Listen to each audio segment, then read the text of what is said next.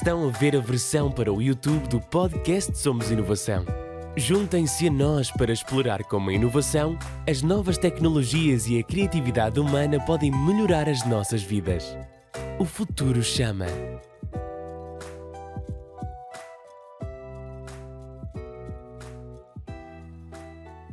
Olá a todos, bem-vindos a mais um episódio do podcast Somos Inovação. Hoje temos aqui connosco Isabela Patriota. A Isabela é uma ativista brasileira pela liberdade, pelo mercado livre e pelos direitos das mulheres. Tem um doutoramento em Direito e Economia Política pela Universidade de São Paulo e é, neste momento, a responsável por arrecadação de fundos da Ladies of Liberty Alliance, ou LOLA. Isabela, muito obrigada por aceitares o convite para estares nesta entrevista. O tema desta entrevista vai ser inovação e direitos das mulheres, embora também, obviamente, iremos falar de liberdade, porque também é importante para esse processo. Isabela, eu primeiramente convido-te a falares um pouco do teu percurso, nomeadamente o teu percurso enquanto ativista pela liberdade e pelos direitos das mulheres. O que é que te levou, em primeiro lugar, a seguir esse caminho e como é que está a ser a jornada?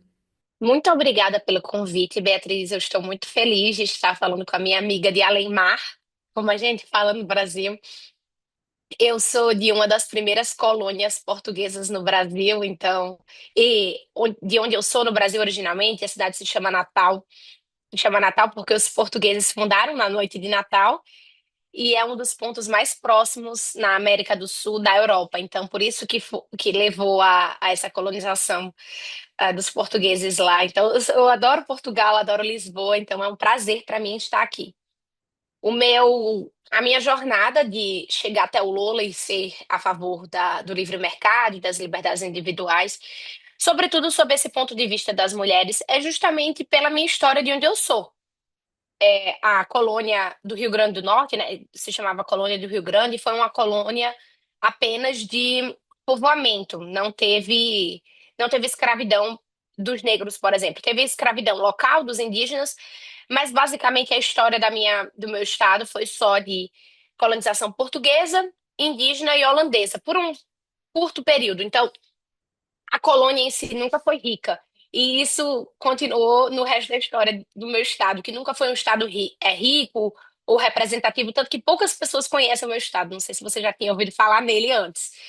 Mas, Ah, por causa eu disso. já, mas eu sou nerd da geografia também. E eu sou nerd da Ah, geografia e por acaso não sabia se o facto de Natal ser dos pontos mais próximos da Europa. Então fica aqui a sim. curiosidade.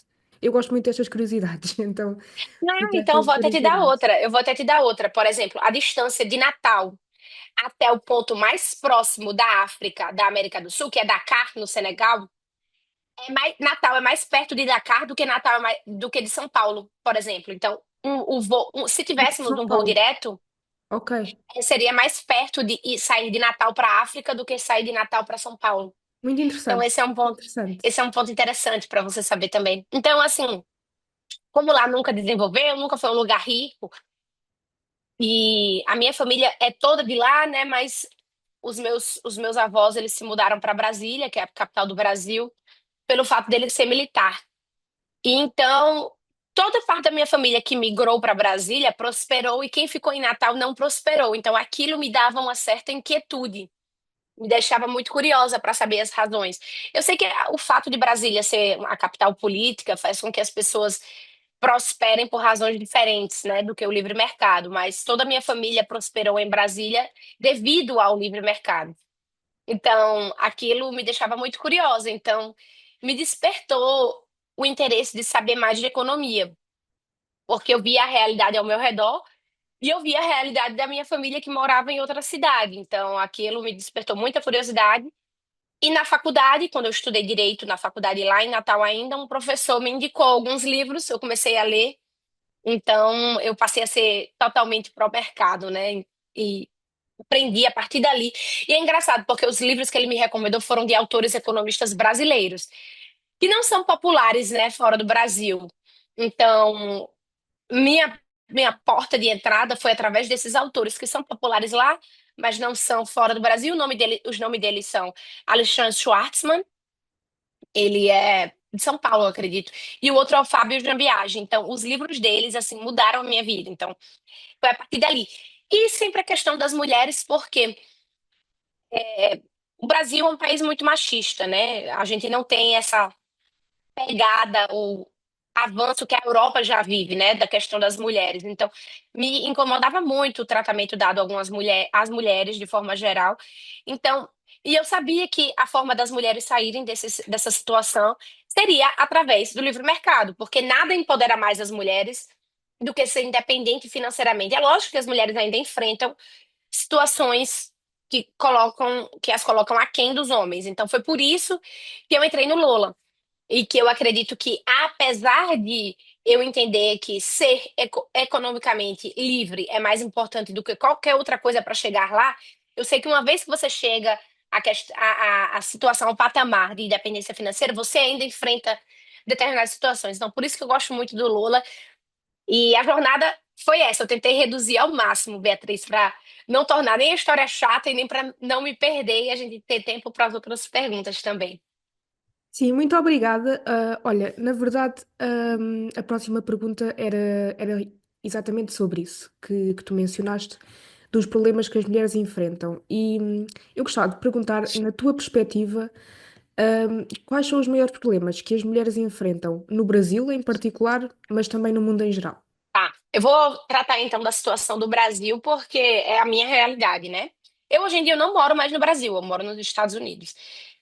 Eu não moro no Brasil desde 2019, mas eu entrei no Lola ainda em 2018, né? Então, é, e hoje eu trabalho para o Lola. Então, qual é a situação que realmente as mulheres enfrentam no Brasil, né? O Brasil é um país, bom, foi uma colônia portuguesa, né? Então, a nossa cultura é muito, ainda reverbera muito da cultura portuguesa em algumas questões que eu vou mencionar, como, por exemplo, é um país majoritariamente católico, graças a essa história portuguesa.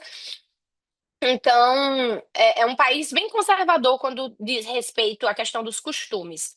Só que qual é o problema que no Brasil se enfrenta, né? Lógico, se a gente fala do ponto de vista da pobreza, a pobreza impacta homens e mulheres, só que mulheres de uma maneira diferente, porque as mulheres são as primeiras a sair do mercado de trabalho, já que alguém tem que cuidar das crianças em casa, e nunca vai ser o homem, né, que vai abdicar do mercado de trabalho para que a mulher abdique. Então, essa questão de as mulheres que serem as que abdicam do mercado de trabalho colocam elas numa situação de vulnerabilidade.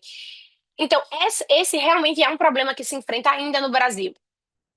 Devido à taxa de natalidade ser muito alta em regiões pobres, não só por falta de conhecimento, mas por falta de acesso também a meios contraceptivos.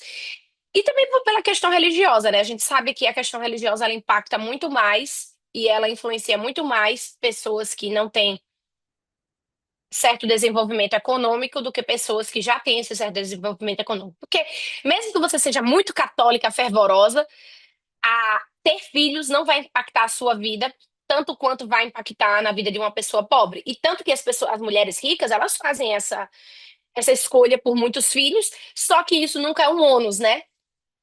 Quer dizer, pode até que ser que seja, mas isso é uma escolha. Então, o ônus, ele é bem visto, ao contrário das pessoas que estão abaixo da linha da pobreza. Então, qual que era a situação das mulheres que me impactava muito, assim? Não só a questão da taxa da natalidade, mas o ônus da criação dos filhos, que ainda era sobremaneira deixado relegado às mulheres. Então, isso me incomodava muito. A questão dos trabalhos domésticos ainda era muito relegado apenas às mulheres. Então, isso me levou a crer que as mulheres tinham que primeiro tentar ser economicamente independentes para depois construir uma família para poder negociar melhor qual ia ser o formato. Eu quero deixar claro que eu acho legítimo a escolha de ser uma dona de casa e de ser uma dona de casa que se dedica apenas ao lar e que é sustentada pelo marido, tem um marido provedor, eu acho essa uma escolha legítima, desde que seja uma escolha.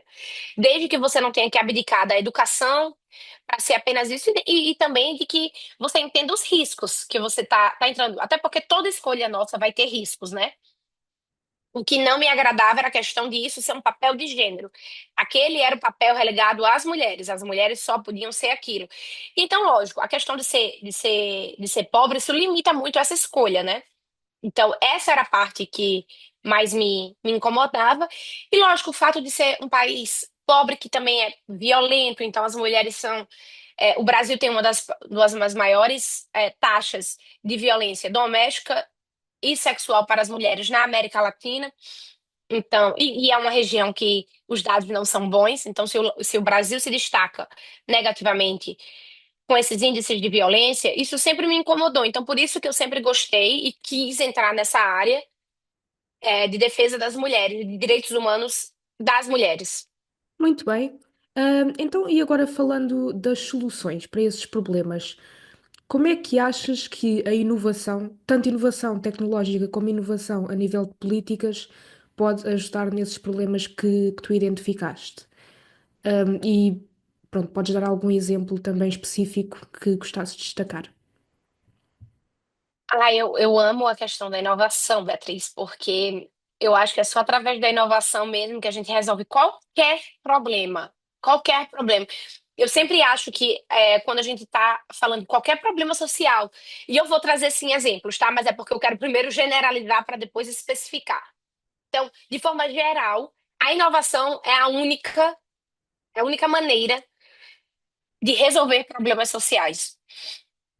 Por isso que eu sou totalmente contra a intervenção estatal para resolver problemas que, às vezes, meu Deus, são tão pequenos e o Estado vai se intromete e torna aquele problema que antes era pequeno numa bola de neve. Eu não sei se usa essa expressão em Portugal, mas se Sim, usa? sim, sim, sim. Ai, pois é, a gente acha que é diferente, né, essas expressões, mas, poxa, vem é a mesma língua e o Brasil nem acho que inovou tanto assim, sabe?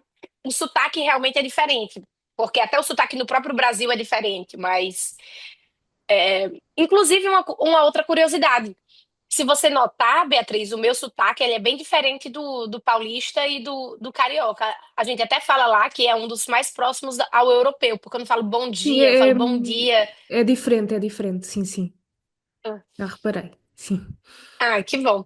E então, assim, o que a gente sabe que eu vou talvez o que eu fale agora seja muito polêmico, mas quem engravida, só mulheres engravidam, né? Só mulheres têm filhos. Então, é diferente de quando a gente fala de alguém adotando. Então, vamos falar da mulher que engravida e tem filhos. Só a mulher passa por essa situação.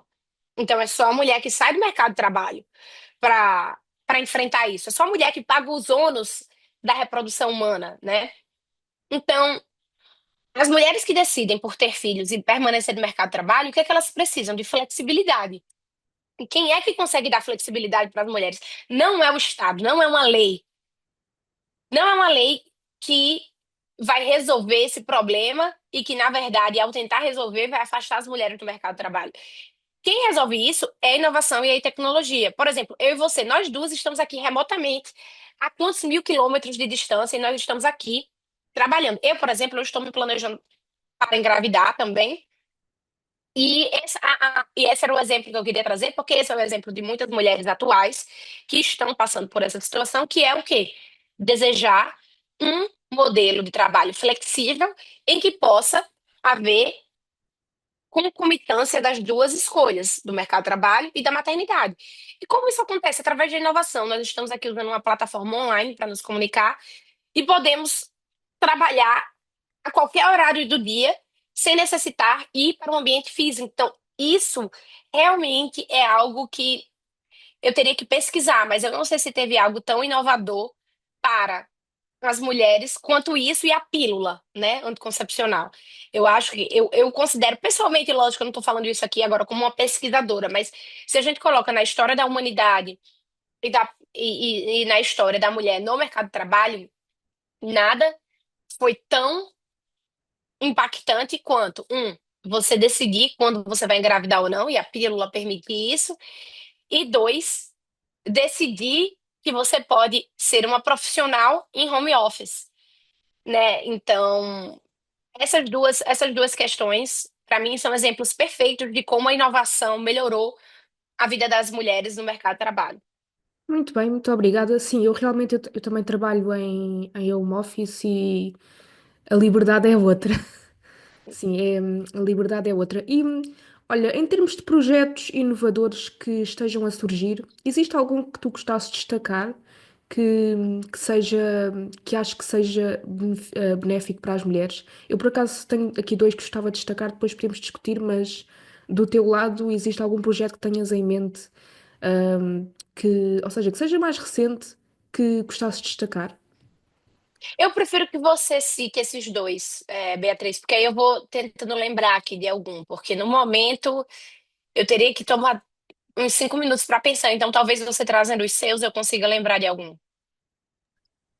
Ok. Então é assim, eu por acaso estava a pensar nisto, pensei imediatamente em dois projetos que são coisas recentes.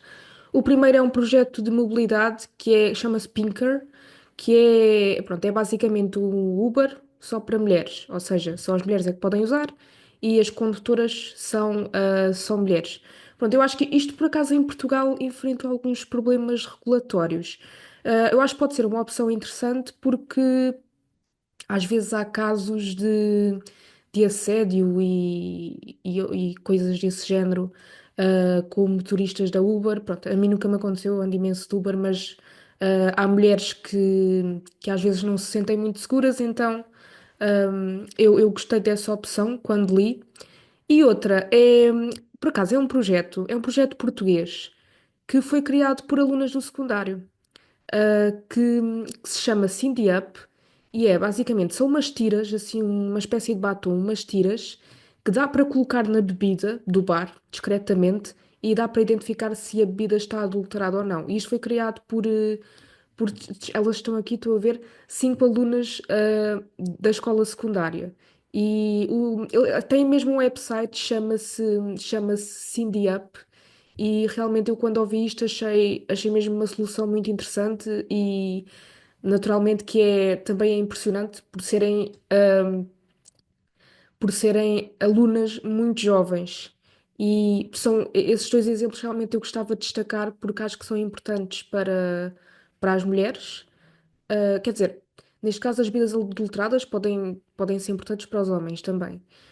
Mas gostei muito desses projetos e gostava de destacar aqui e que as pessoas vissem, para o caso de terem interesse.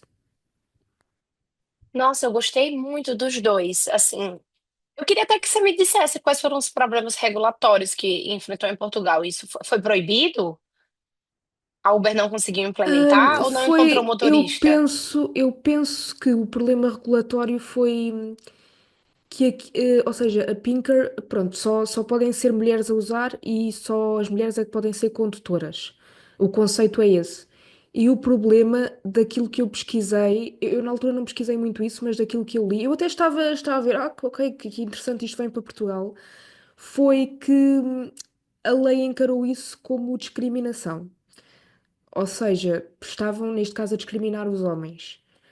Embora o objetivo, ou seja, claro que o objetivo da empresa e da app tem um propósito e procura resolver um problema que existe, que são as mulheres a ser assediadas por motoristas. Claro que isto não tem nada a ver com a Uber ou nem com a Bolt, nem nada disso, mas às vezes existem esses problemas e é legítimo que as mulheres se sintam mais seguras, se calhar, a apanhar um Uber com uma mulher. E o problema foi, eu penso que tenha sido esse, com a lei, que foi, de certo modo, estar a discriminar os homens. O problema supostamente seria esse. Isso realmente é algo que, esse para mim é um exemplo da regulação atrapalhando as soluções privadas. Para mim é um exemplo perfeito. Nem toda discriminação é, ela deveria ser imoral ou ilegal. Nesse caso, essa discriminação ela não é nem imoral, tampouco deveria ser ilegal, né? Para mim, esse é um exemplo de intervenção estatal que prejudica e atrapalha a vida das mulheres. E é interessante, porque eu vou trazer um exemplo também de que aconteceu. Eu sou advogada também, né? Então eu acho que você até colocou lá. No Brasil, a gente teve um caso em que as baladas, os bares, né? E pubs em geral, não cobram taxa para as mulheres entrarem porque querem mais mulheres nos lugares e cobram dos homens para os homens entrarem. Isso Em acontece Portugal também em acontece Portugal. o mesmo. Acontece ou as mulheres não pagarem, é em certos dias da semana, não é sempre. Ou acontece a mulher pagar menos. Isso, Pois isso é. acontece. Aliás, acontece em quase todos os sítios. Pelo menos É, de sim. onde eu tenho saído é sempre assim. Pelo menos há certos dias da semana. Pronto, depois é assim, às vezes até é interessante porque, ok, vamos ali àquele sítio e não se paga, mas depois tem certas implicações também. Pois é. Sim, eu sei que existem várias razões para os bares fazerem isso, né? Algumas pessoas consideram imoral, né? Porque é porque estão querendo atrair mais mulheres para ter mais mulher para homem. Mas até para as mulheres é muito mais seguro estar num ambiente que tenha mais mulher do que homem do que você chegar num ambiente, num bar, numa balada que tenha mais homem do que mulher, aquele ambiente fica hostil, né? A gente, como mulher, eu devo ser muito mais velha do que você, né? Mas como mulher ainda jovem que frequenta esses ambientes, a gente sabe disso. Mas o que que acontece? Essa discriminação também não deveria ser ilegal, de forma alguma, porque essa é uma estratégia mercadológica e assim deveria continuar sendo. O que que aconteceu no Brasil? Um homem entrou na justiça pleiteando que isso era discriminação contra os homens. Ai, não sei o que, não sei o que, isso Eu acho era. que ouvi falar disso. Isso foi há quanto tempo? Eu acho que já ouvi falar disso, sim. Mas foi há algum tempo, eu acho que foi em 2018 Mas ou eu tenho a 2017. impressão de ter ouvido qualquer coisa, sim. Eu te mando então depois um link sobre um texto que eu escrevi sobre isso. Na minha opinião, em português, então você vai poder. O legal é isso, né? Brasil e Portugal, a gente pode conseguir. Quando eu escrevo alguma coisa em português, aí eu não consigo mandar aqui, né? Mas que bom que entre a gente vai conseguir. Mas essa discriminação é uma discriminação que pode até ser que seja imoral, mas não deveria ser ilegal. A mesma coisa vale para o Uber. E no caso do Uber, não há qualquer imoralidade, porque é uma questão de proteção. Então, e eu acho assim que essa deveria ser uma situação totalmente abraçada pelo Estado e permitida, porque é uma situação em que os bares eles querem ter mais gente, em última análise, nos ambientes, e rodar mais dinheiro, rodar mais economia, do que necessariamente excluir homens. Na verdade, essa é uma forma até de atrair mais homens para irem para as festas, né? Então, para mim, eu acho essa questão da PIN, que é lamentável que isso não tenha acontecido. Eu sei que na Uber aqui nos Estados Unidos é possível que você diga, você tem preferência em ser mulheres as suas condutoras? E você diz que sim. Só que na ausência de mulheres condutoras, elas mandam homens para conduzir, né? E tá tudo bem. Para mim, eu acho até uma solução boa que vem da inovação, porque para mim, pior é ficar sem condutor e ficar sem a minha carona, né? Então, essa é uma das coisas. Esse era um comentário que eu queria fazer sobre esse primeiro exemplo que você trouxe. E aí, sobre os. Ah, pode falar, Beatriz, então. Sim, essa questão da Uber é na opção Uber Comfort ou é mesmo no geral? Pois é porque eu teria que olhar no aplicativo. Eu não sei se isso é nas É. minhas configurações. Eu não sei se eu fiz isso nas configurações ou se foi o aplicativo Lyft. Mas, na verdade, um dos aplicativos eu já tive essa opção de colocar. Você tem preferência pelo gênero, né, da condutora? Eu lembro que eu já fiz isso. Agora, Ok. realmente, é por isso que eu fiquei assim. Mas eu não lembro exatamente. Eu não sei, você já fez isso aí em Portugal? Na Europa Pois tem é essa que opção? eu uso muito Uber. Eu uso muito Uber. Nunca me apercebi dessa opção. Mas eu sei, eu não costumo pedir Uber Comfort. E nessa opção do Uber Comfort há certas características que o passageiro pode escolher. Não sei se tem essa opção. O que eu me recordo de já ter visto foi até escolher o tipo de conversa para o condutor ter. Sei que há essa opção. Não sei se há a opção do género, mas de qualquer maneira, se já há se a Uber já está a tentar seguir esse passo, é uma coisa positiva. Ou seja, não está a discriminar ninguém, mas está a dar aos passageiros, às passageiras neste caso, a opção de que se preferir uma condutora mulher, tem ali essa opção. Eu nunca me apercebi aqui em Portugal e aqui a usar o Uber que tivesse essa opção, mas pode ser desconhecimento meu. Se fizeram isso, realmente é um passo em frente, é uma coisa positiva. Eu, por acaso, gosto muito destas apps de mobilidade. Há uma diferente em cada país. Vocês aí têm 99, nós não temos aqui. Quer dizer, aí no Brasil. E tu agora estás nos Estados Unidos. Lyft, acho que também não temos aqui. Eu Mas sim, entendi. é positivo, sim. Não, para mim, quanto mais opção de aplicativo, melhor, né? Porque é mais concorrência, os aplicativos concorrem pela gente e pelos condutores, né? Então, para mim, esse é um exemplo da inovação atuando ao nosso favor. Até porque é muito mais seguro a gente estar num carro privado do que num transporte público, sobretudo se a gente estiver falando de tarde e da noite, né? Durante a madrugada. Sim, eu por acaso, olha, agora lembrei-me de outro exemplo, em que dá para fazer isso. A BlaBlaCar, que não é propriamente o modelo da Uber, ou seja, a pessoa já vai para um sítio e há a opção da pessoa trazer uma boleia. Mas na BlaBlaCar há essa opção de sinalizar a preferência. E pronto, por acaso é uma questão que é um exemplo a seguir, na minha opinião. Sim, sim, eu conheço o BlaBlaCar, eu já usei BlaBlaCar. No Brasil a gente É, tem. eu por acaso nunca usei, mas tenho amigas que usam e às vezes têm essa opção e escolhem conduzir com mulheres, às vezes porque até são viagens muito longas e acham preferível. Uhum. E aí, o outro exemplo, qual foi o outro? Ah, sobre as bebidas, né? Esse é excelente, apesar de eu ainda achar que, assim, eu acredito que você deve conhecer a lei Lacaille, no Cayen, porque tem origem espanhola, porque foi depois dos casos de assédio dos jogadores de futebol. Não sei se você conhece isso, Beatriz. Assim, de repente, não. Deixa eu ver Mas aqui se eu encontro bem rápido sim, também, mas é a lei no Cayen. talvez conheça o caso, mas assim pelo nome da lei, não, por acaso não me estou a recordar. Vou colocar aqui no nosso chat. Por quê? O que que acontece? Isso tem origem na situação, de alguns jogadores de futebol que assediam, né, durante as. E como você sabe, né, o Brasil é cheio desse tipo de perfil. Então, essa lei no Até estou a Cali, pensar num caso específico, mas se calhar é melhor não você pode criar, mencionar. você pode citar qualquer um. Qual é o do. É o do Robinho ou é o do Daniel Alves? Por acaso eu estava a pensar no do Daniel Alves, mas que era um jogador que eu gostava muito. Ele jogava no Barcelona. Eu por acaso gostava muito dele. Pois Eu é, gosto de futebol. pois é.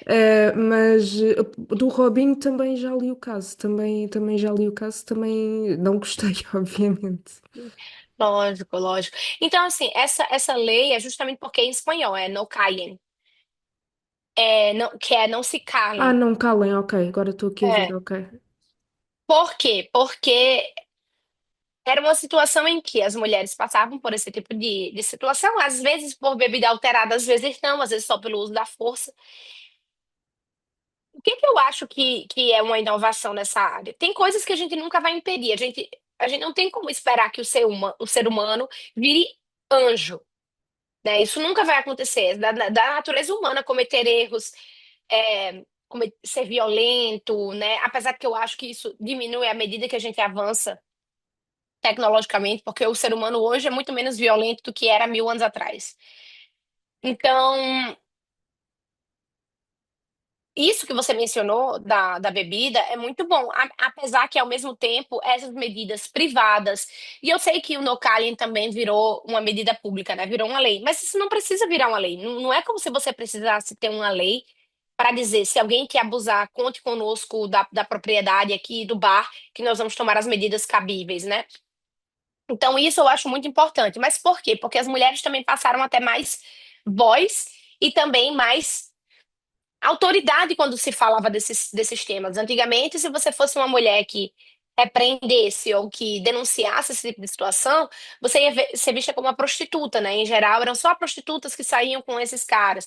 Mas a gente sabe que não, muitas vezes são mulheres. A gente sabe que não, ponto. Não são, né? Sem querer justificar, porque não são mesmo. São mulheres, meu Deus, que não estão ali servindo esse tipo de serviço. Não queria falar servindo, Sim, né, serviço, mas no caso do Daniel Alves, tenho a impressão que até era uma menor. Eu não sei. Não sei se era menor. Mas Tinha a era bem impressão que jovem. era, sim, Então que eu não tenho era certeza. uma pessoa muito nova, sim. Sim. Então, assim, essa é a grande questão. Eu acho que à medida que os casos vão surgindo e que a gente se. Qual seria a melhor palavra para isso? Mas à medida que os casos surgem e a gente simpatiza com a situação das mulheres, e a gente para de questionar apenas sobre a veracidade ou não, porque a gente sabe que essa é a realidade, né, de jogador de futebol e de homens com poder e com fama em ambiente de muito álcool e drogas e festa e não sei o quê. E passa a ver que que a gente não precisa pegar um caso, né? A gente sabe que essa é a realidade. E a gente passa a acreditar em investigar, porque antes o que é que acontecia? Não é necessariamente que todas vão falar a verdade, mas que você passe a investigar o que aconteceu. Antigamente era só dizendo assim, não, isso não aconteceu, isso é mentira, são prostitutas que querem só tomar vantagem. Mas a partir do momento que a gente investiga, usa as câmeras e vê o que é que acontece, né? E as câmeras em bares é algo que é uma inovação, é a tecnologia usada a favor das mulheres para proteger esse tipo de situação. A próprio uso de DNA e também isso que eu achei sensacional dessas secundaristas que eu nunca tinha ouvido falar para ver a curacidade ou não das bebidas, eu achei isso sensacional, Beatriz. É, chama-se Cindy Up. E outra coisa que eu acho interessante neste projeto é que permite às mulheres ter controlo, terem elas o controlo. Ou seja, é claro que é ótimo que os bares digam, aliás, têm essa obrigação, acho que nem podia ser de outra maneira. Mas claro que é ótimo que os bares digam, tenham as câmaras e digam se passar alguma coisa, fale connosco. Mas este produto acaba por dar à mulher o controlo. É como a pílula, em termos de controle, ou seja, aquilo são tiras muito discretas e a pessoa, se desconfiar de alguma coisa, coloca aquilo na bebida e depois acho que muda de cor, mas é uma coisa muito discreta e permite de facto às mulheres ter esse controle. Nossa, eu amei isso. Nunca tinha ouvido falar. Eu vou até, se você tiver algum link, alguma coisa Sim, eu para eu enviar, vou mandar aqui para o chat, chama-se Cindy Up. sim, dia. E tá à venda fora da Europa também? Eu isso tenho de pesquisar. Eu não sei se já está a ser comercializado, porque este produto foi a um concurso. Eu acho que está a ser Hum, comercializado, não sei se já está para fora da Europa, mas acho que é uma coisa com muito potencial. É sim, muito total. Já estou interessante. vendo aqui também. Que lindas, amei. E são todas portuguesas. Sim, penso que sim, a escola é uma escola aqui de Portugal e elas foram a um concurso. Pois, mas já está a ser, aliás, já está esgotado, mas pois já está esgotado, mas é uma ideia muito interessante. Que interessante. Isso é muito, muito, muito interessante. Eu amei. Amei. E vou compartilhar com as Lolas do Brasil também, esse projeto. E com as Lolas de Portugal, né? Com as Sim, sim, e europeias da também. Europa, sim. Uhum. Ok, Isabela, olha, muito obrigada por esta entrevista, foi muito interessante, foi uma conversa muito interessante e pronto, não é o tema habitual que falamos aqui na Somos Inovação, mas mesmo assim teve muito a ver com o que nós defendemos. Nós também não gostamos de regulamentação a mais ou de regulamentação sem evidência. E muito obrigada. Para os ouvintes do podcast Somos Inovação, fiquem atentos ao próximo episódio e contamos convosco. Boa tarde, da Amazónia até Dili. Obrigado por verem este episódio do podcast Somos Inovação. Não se esqueçam de subscrever na vossa plataforma favorita. Para saber mais sobre a Somos Inovação, visitem somosinovação.lat.